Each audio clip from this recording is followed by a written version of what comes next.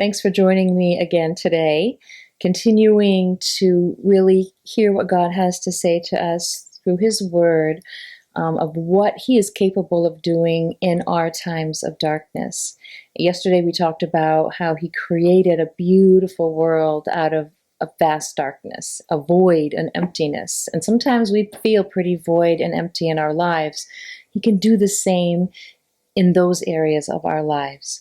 The other story that really comes to mind when I think about the earth's greatest darkness is when Jesus hung on that cross, because that is the first time in all of eternity that God the Father and God the Son were separated. So to see, what did Jesus do? How did He hold on in faith? How did He know that the Father was with Him even once the Father withdrew? And when I look at scriptures like this one found in Micah 7:8, it really gives me hope for holding on to God during these times. This verse says, "Do not gloat over me, my enemy. Though I have fallen, I will rise. Though I sit in darkness, the Lord will be my light." And I can imagine Jesus saying this and praying this, scriptures like these, as He hung on that cross, realizing that, yes, this is a very dark time. It looks like I'm defeated. It looks like, my death is going to be forever. But God is withdrawn for this time, and the devil is just bombarding me with thoughts of defeat that, look at the people that you're here trying to save. They're down there mocking you and crying out for your death. What good can come from this?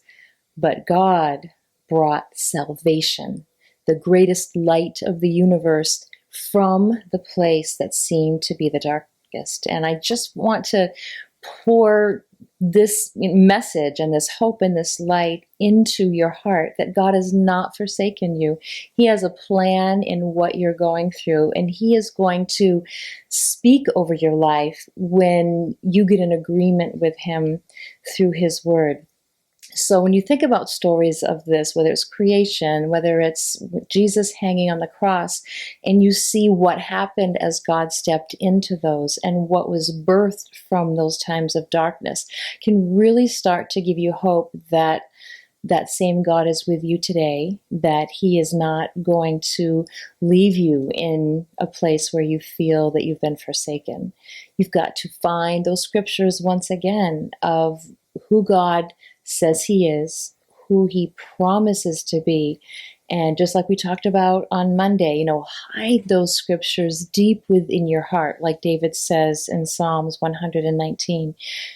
Just hold on to them as if they were your very breath, your very source of life, because these are the moments, these are the scriptures that God will use to bring amazing, incredible, beautiful light into your darkness.